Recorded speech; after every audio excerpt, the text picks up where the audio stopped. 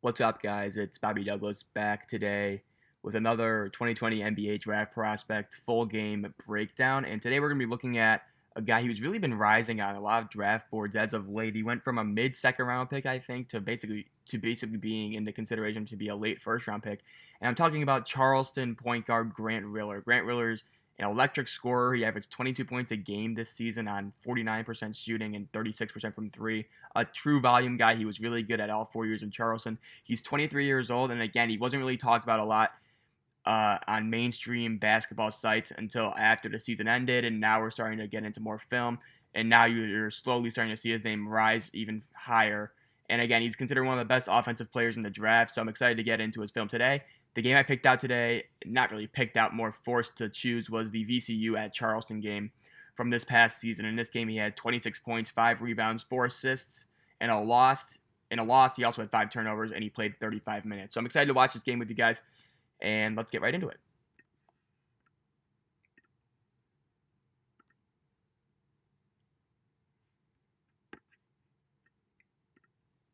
Not the best quality today for video, so I apologize for that, but I do what I can. So he's number 1 in white for Charleston, so you'll see him right at the bottom of your screen. So yeah, just really just an electric, high volume scorer in college, all 4 years in Charleston.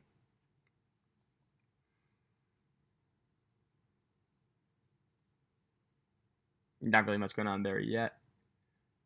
He finishes through contact well, really good finisher at the rim. He's sneakily athletic, I would say. So right now he's on the ball playing defense. Again, he's not known as a good defender, I would say, but I think he's capable of defending. He didn't really do much of it in college. You saw right there, he kind of just ignored his health responsibilities there on that drive.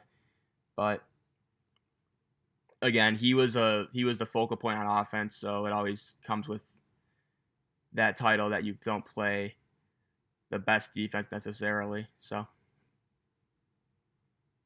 get this out of here.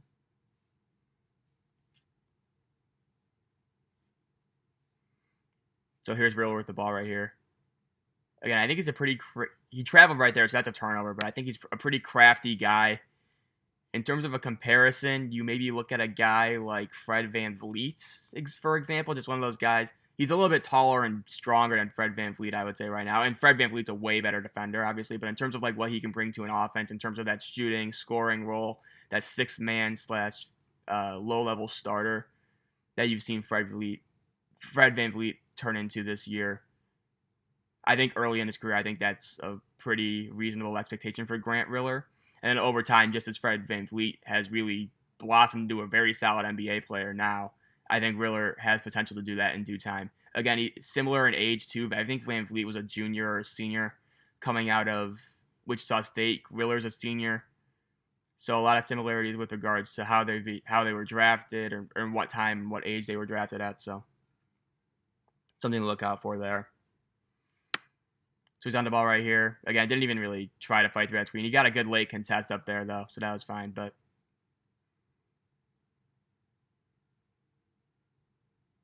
tried a little dig down right there on the post. Wasn't successful there.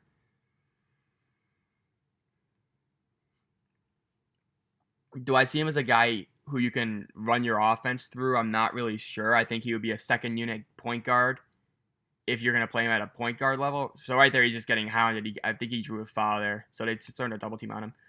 But I don't know if he necessarily has the passing ability or the ball handling ability to necessarily be a lead guard at the NBA level, especially not a starting lead guard. He's more of a microwave scorer. I see him more in that role in the NBA. So maybe a sixth man, a guy who could just come off the bench and give you buckets instead of a guy who's going to run your team off the bench.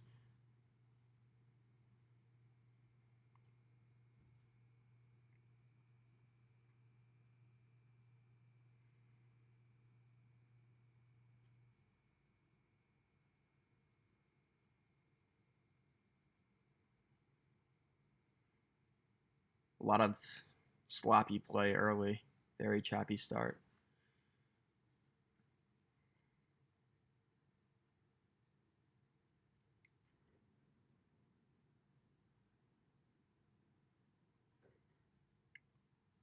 So again, here's Riller. He's on the ball right now.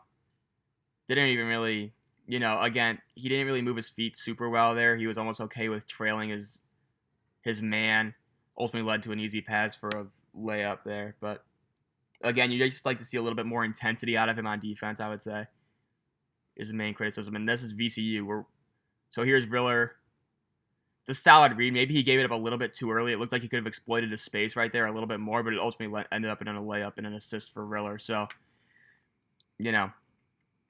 solid play. But again, he's one of these guys where, again, not really talked about in college. I started seeing his name pop up a lot more. That was a weird play, but I started seeing his name pop up a lot more after the season ended.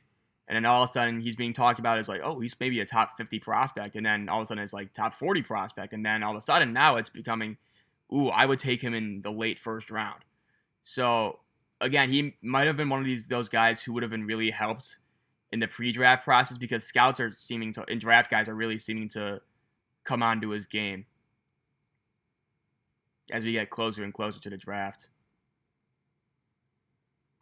So, again, now he's posting up.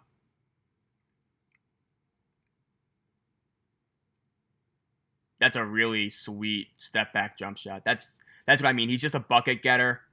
And again, I see him as a perfect sixth man off your bench, just come in, gives you buckets, kind of like what Lou Williams does for the Clippers now.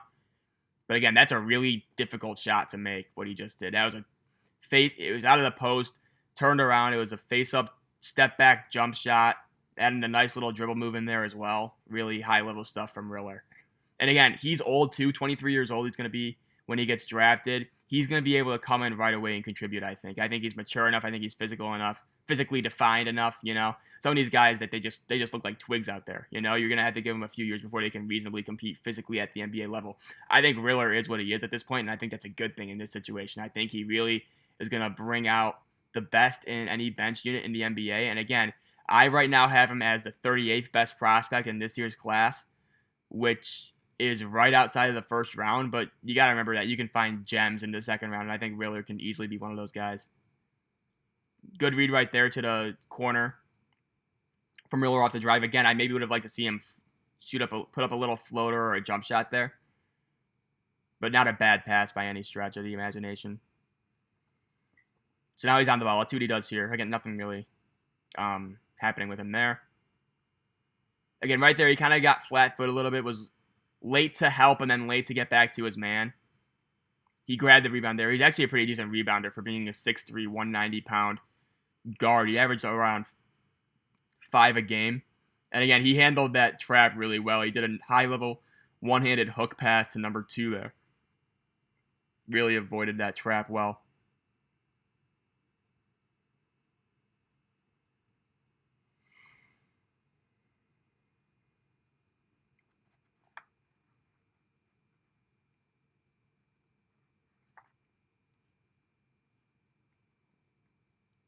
So Riller, again, just doesn't really fight over screens well. It looks like once he gets screened, he's kind of given up on guarding his man, and he's late to recover. It would be one thing if Charleston was switching, but they clearly aren't switching because you could see the big man on those screens.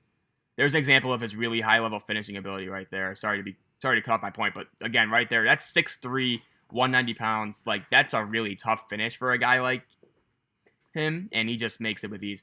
But again, like you see, like whenever he gets screened, it would be one thing if Charleston were switching screens, but they aren't. So it just kind of shows like not a laziness, but just like almost like a lack of willingness to fight through screens and stay attached to his man and things like that. And again, that's probably just he carries the majority of the burden for this Charleston team on offense too. So you have to consider that as well.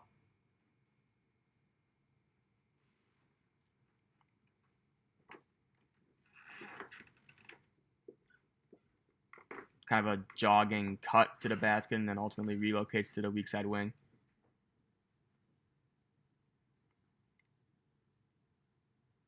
Again, right there, kind of jogging back, totally didn't have his man, didn't even have his, he had his back, he was facing the basket, he had his back to the ball, which is never a good thing, just technically.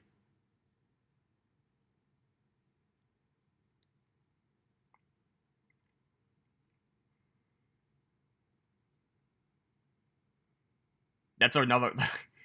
That's such a good finish. Again, he's finishing over two guys that are taller than him, probably stronger than him, and he just forces it up there. He wills it up towards the basket, and it goes in for him. Again, he's one of the best finishers I've seen in college basketball this season.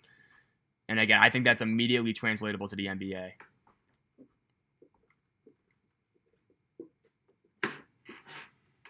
And again, the more scouts are looking at his tape and learning about Riller, the more they seem to like him. Again, I saw him initially in the top 50, and then all of a sudden now he's a late first-round pick in some mocks and some big boards. So he's definitely somebody to keep your eye on.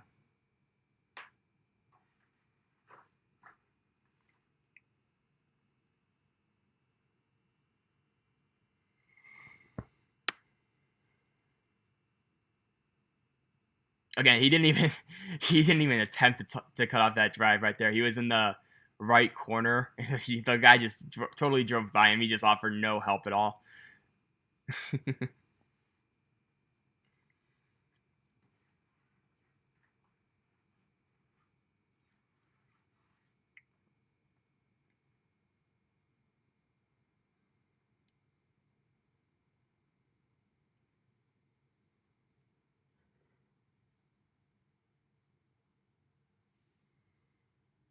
Was that the first? I think that was the first media timeout. It happened. We had a media timeout at Clips, I believe.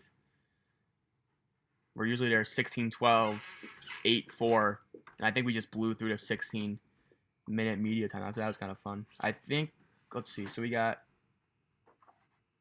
I want to say he comes out at, yes, he comes out here, so I'll skip ahead to 16:32 is when he comes back in, so here we go. So there's Riller.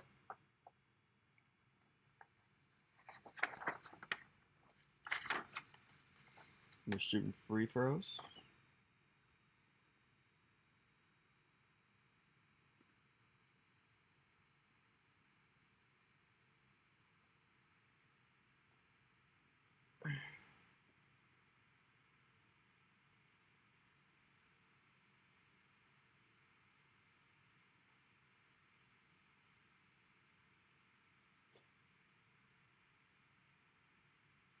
So again, here's VCU's Havoc defense, it looks like.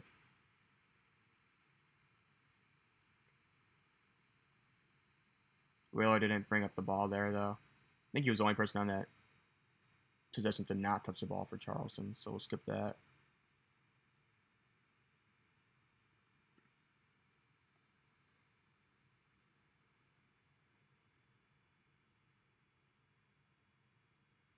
So good, now he's on the ball. I think he's on Highland, and Highland's considered an NBA prospect in class of 2021. So let's see what he does here. Again, late fighting over that screen. That time they did switch. Then they switched back, so he's on Highland again. But again, I don't think pick dodging is one of his attributes that'll get him drafted.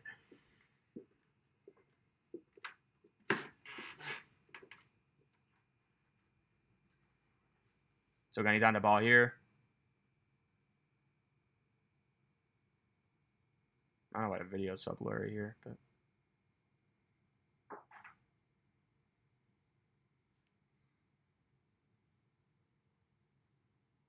I'm gonna pause it and see if it's a. I don't think it's a reloading thing because it's kind of. So he has the ball right now. It's kind of hard to see, but now it's starting. Now it's better. That's good.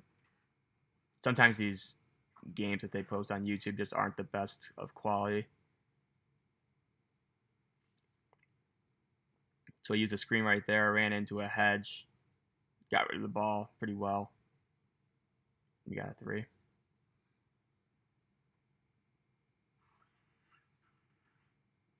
Now he's on the ball right here. Good job, it looked like, cutting off that drive. Again, but look how lazy he is in his stance. Like, hunched over his shoulders, arms aren't up, not really engaged. And again, I want to see him where, I don't know if he's necessarily going to be a plus defender in the NBA. I want to see him if he could be at least a net equal defender. But the good thing is he's not going to be drafted for his offense. So that means, the way I look at it, you look at he's probably a 6'3" 2 guard in the NBA. And you'd worry about that naturally on defense. But if you're not drafting him for his defense anyway, it really shouldn't matter where he plays on offense. So it's just one of those things where if he's going to be a net minus on defense anyway, then his size doesn't really matter if he's playing well on offense. So let's see what he does here. He's going to come off this pin down, and then he's got the ball right now. Good dribble move right there. Another really high-level finish. Broke 2 guys down off the dribble, ran into the guys, put it up a nice little right-handed floater. Really high-level stuff again. So here's Riller with the ball. Already has 8 points, and he just pulls up for 3, and he hits it, and he got the foul. Like, this guy, I'm telling you, this guy is he's a bucket, man. I mean, again, he averaged 22 points on the season for Charleston. This game he has 26. And I want to, what are his free throws numbers? 82.7% from the line this year. So, again, we'll see the 3-point play, the 4-point play here. Again, just easy transition into his jumper. I think he's overall a solid shooter. Again, 36% from 3 on the season.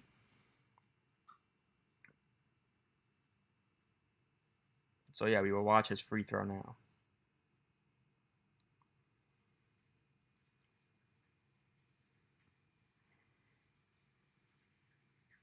Knock that in.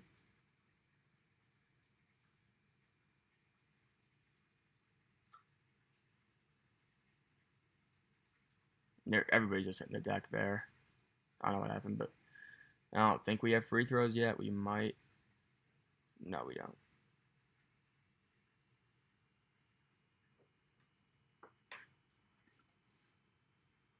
We got some floor mapping.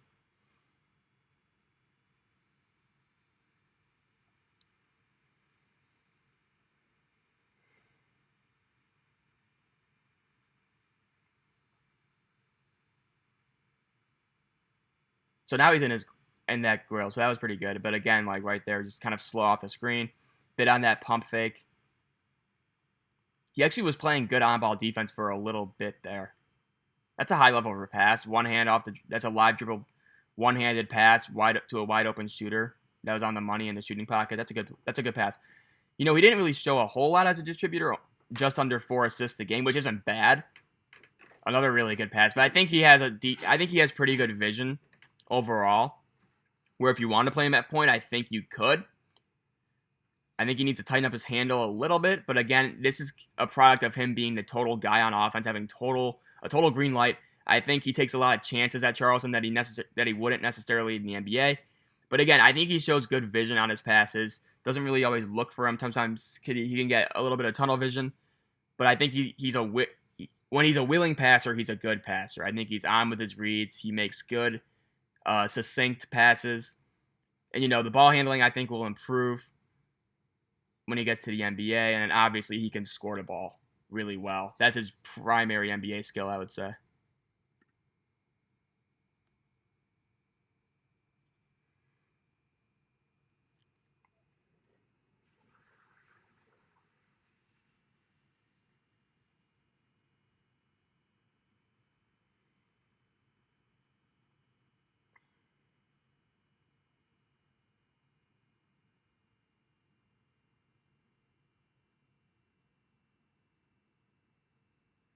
So let's see what they do on the ball here.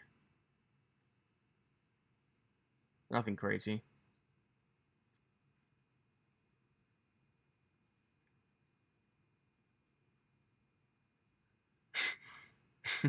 That's kind of funny. He got kind of caught in no man's land, and he was kind of organizing this entire team switch on defense, pointing out, oh, yeah, you got my old guy, and then the guy I was supposed to have, I'm going to assign to you, and then I'm going to go guard the guy in the corner. That's kind of funny.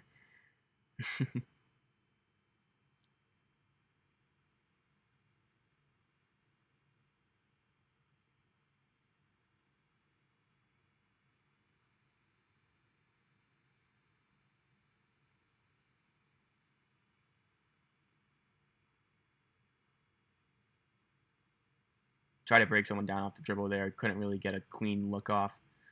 Made the right decision to pass that off there. That's got to go in, yeah.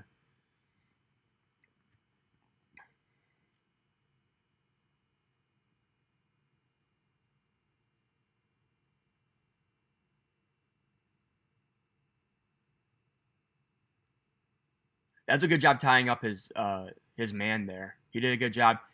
Again, he switched a little bit late, but then he got back, hustled, and ended up getting the jump ball there. That was a good play overall.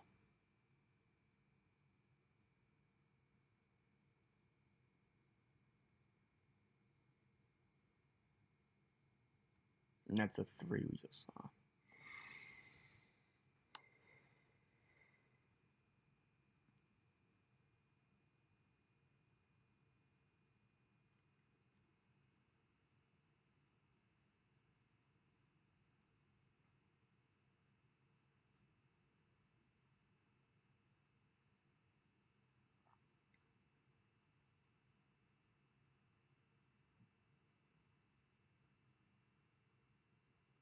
Again, off the ball, I think he needs work too. A lot of times you'll see him out of his stance, hands down, just kind of walking around on the weak side. There you have improvement too. But I think for him, defense is kind of like where he rests. A lot of people will rest on offense because they don't really get the ball a lot. That time he could have pulled the trigger, maybe gotten the 4-point play. But again, Riller, it's the opposite. He's going to be a workaholic on offense and just not really offer much on defense. Another wide open 3. Again, just a really high volume scorer. I really like him as a prospect in that regard.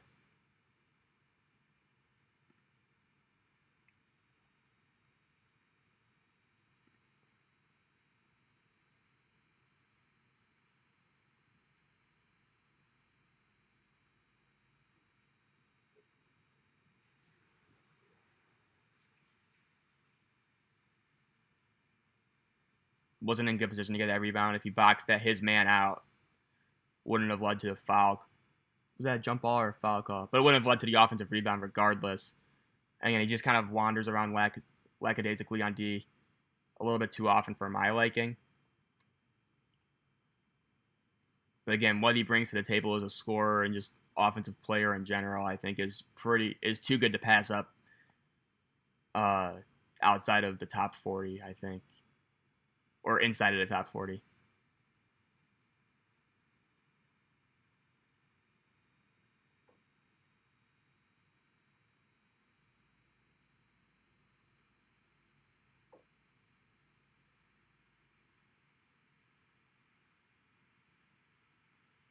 So here we got Riller kind of directing traffic a little bit.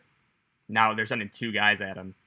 Again, another really high-level pass. Recognize where the double team came from. It was a left-handed, one-handed pass, which is important because he can pass from both. He can pass with both hands. And I said he wasn't necessarily. I don't necessarily see him as a distributor in the NBA, but really that's just because at Charleston he was asked way more often to score. I think he does have good vision again, as I mentioned earlier. So if a team wants to put him at a backup point guard role, I think he's capable of handling that. As long as he cuts down on the turnovers, I think he's fine. Which I think will subside in the NBA. That's a tough shot, but I don't blame him for taking that.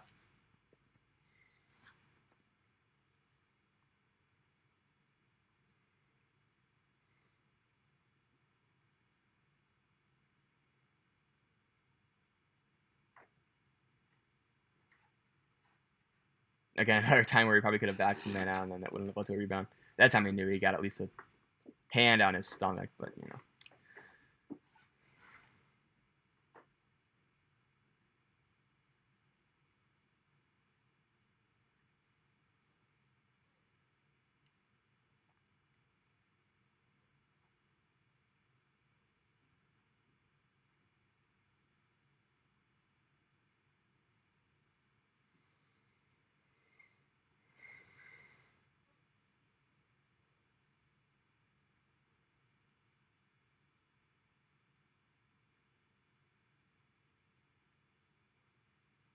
I really don't know where he was going on defense there.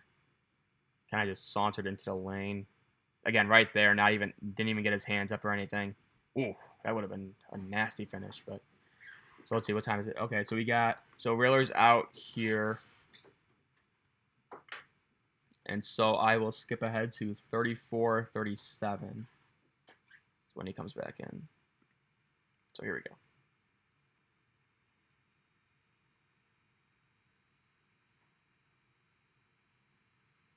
I think we're shooting free throws here.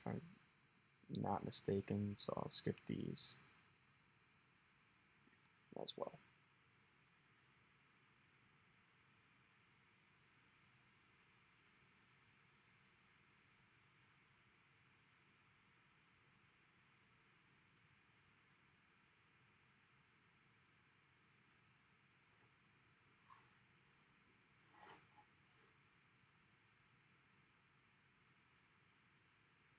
Decent job staying attached to his man right there as he cut through the lane.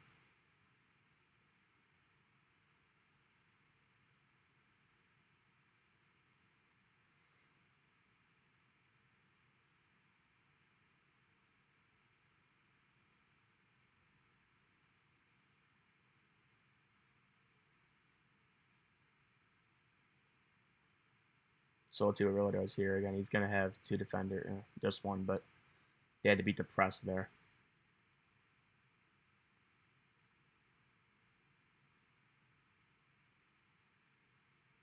Just going to come off a screen.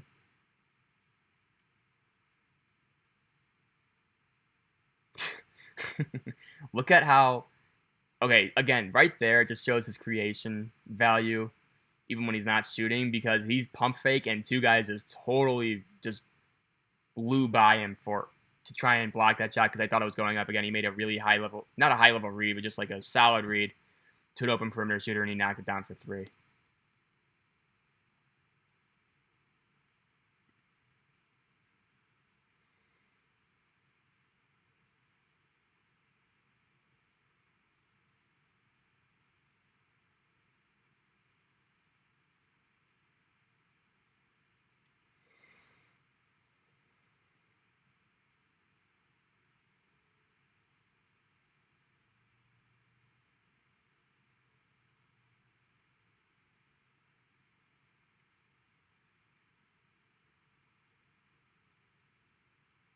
You got a jump on. Yeah.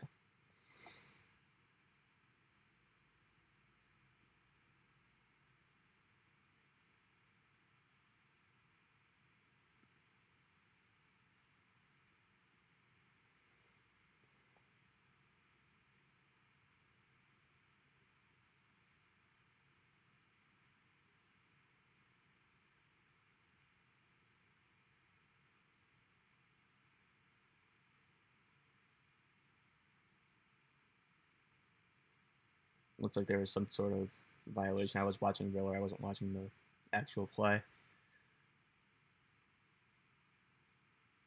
I was clear just by watching one person play basketball, just like these scouting videos, what I'm doing. You know, just by watching a Grant Riller play basketball and not really focusing on the ball itself, you learn so much more about the motions of plays and like the offensive sets, and you can see things develop. You know, it's a lot. In a way, it's a lot more interesting because there's just so much more um, intricate details that will often go miss if you're just ball watching the entire game.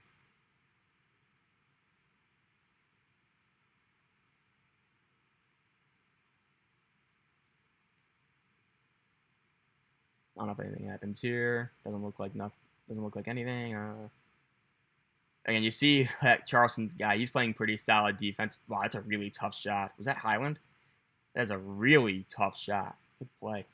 But yeah, that's the end of the first half. I hope you guys enjoyed this video. Again, I'll upload the second half video after this one is finished uploading. Sorry those have been taking so long. I think yesterday I fell asleep in between the two videos uploading, so that's why the second one was a little bit delayed. But, you know, this one should be right on schedule. Yeah, thank you guys for watching. I hope you guys enjoyed this video. I hope you guys were able to look at Grant Riller as a prospect in a way that you haven't seen him before. And so, yeah, we'll be back with the second half, and we'll see you then.